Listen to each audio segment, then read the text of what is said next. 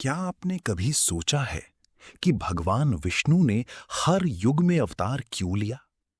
क्या ये सिर्फ एक धार्मिक कथा है या इसके पीछे छुपा है एक ऐसा संकेत जो आज भी हमारे सामने घट रहा है? भागवत पुराण में लिखा है कि जब जब पृथ्वी पर अधर्म बढ़ता है, तब तब भगवान विष्णु एक नए रूप में प्रकट होते हैं। और सबसे चौंकाने वाली बात यह है, उनके 10 अवतारों की कहानी में जो क्रम है वो हमारे विज्ञान की उस खोज से मेल खाता है जिसे इंसान ने हजारों साल बाद जाना।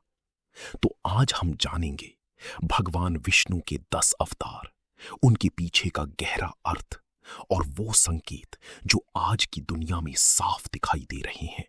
भागवत पुराण में भगवान विष्णु के 10 अवतारों का वर्णन मिलता है।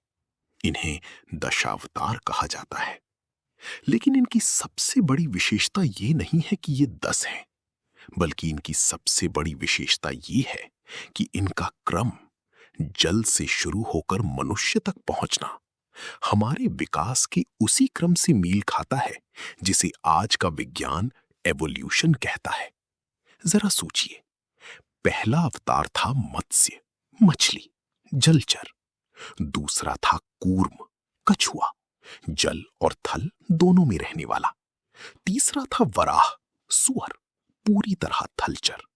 चौथा था नरसिंह, आधा मनुष्य आधा पशु।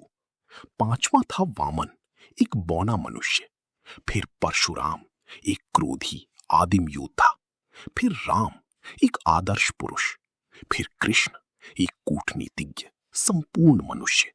फिर बुद्ध, एक ज्ञानी अहिंसक। और अंत में कल्कि, जो अभी आना बाकी है। ये केवल अवतारों की सूची नहीं है, ये है सृष्टि के विकास की कहानी जो हजारों साल पहले लिख दी गई थी। अब आइए हर अवतार को थोड़ा गहराई से समझते हैं। मत्स्य अवतार। एक समय जब पूरी पृथ्वी जल में डूबने वाली थी, तब भगवान विष्णु मछली के रूप में प्रकट हुए और महर्षि मनु को बचाया। ये केवल एक कथा नहीं है, ये इस बात का संकेत है कि जीवन की शुरुआत जल से हुई। कूर्म अवतार। समुद्र मंथन में मंदराचल पर्वत को संभालने के लिए भगवान कूर्म रूप में आए। जो जीव जल और थल दोनों में जी सके, वो अगला कदम था। वराह अवतार। पृथ्वी को हिरण्याक्ष के पंजों से छुड़ाने के लिए विष्णु वराह रूप में आए और पूरी धरती को अपने दांतों पर उठाकर बाहर लाए। ये था थलचर जीव का उदय। नरसिंह अवतार। आधे मनुष्य आधे सिंह के रूप में प्रहलाद की रक्षा की। ये वो काल है जब मनुष्य और पशु के बीच की रेखा अभी खिंच रही थी। वामन अवतार। पहली बार एक पूर्ण मनुष्य रूप, लेकिन छोटा, विनम्र, बल नहीं बुद्धि से राजा बलि को परास्त किया। परशुराम अवतार। कृष्ण अवतार। राम से आगे कृष्ण ने बताया कि कभी कभी धर्म की रक्षा के लिए नियम तोड़ने भी पड़ते हैं। एक संपूर्ण मनुष्य, प्रेम, ज्ञान, नीति और शक्ति सब एक साथ। बुद्ध अवतार। जब हिंसा चरम पर थी, तब अहिंसा और करुणा का मार्ग दिखाया, मनुष्य के भीतर की आध्यात्मिक जागृति। और अब बचा है कल्कि। और यहीं से आता है वो सवाल जो आपको रात भर सोचने पर मजबूर कर देगा। अगर हर अवतार एक संकेत लेकर आया, तो आज की दुनिया में क्या संकेत दिख रही हैं? भागवत पुराण में वर्णन मिलता है कि कल्कि अवतार तब प्रकट होगा जब धर्म पूरी तरह नष्ट हो जाएगा, झूठ को ही सत्य माना जाएगा, नेता और राजा धन के दास बन जाएंगे और इंसान इंसान का दुश्मन बन जाएगा। अब जरा आज की दुनिया को देखिए। क्या आज नेता सत्ता के लिए झूठ नहीं बोलते? क्या आज धर्म सिर्फ दिखावा नहीं बन गया? क्या आज रिश्ते सिर्फ स्वार्थ पर टिके नहीं हैं?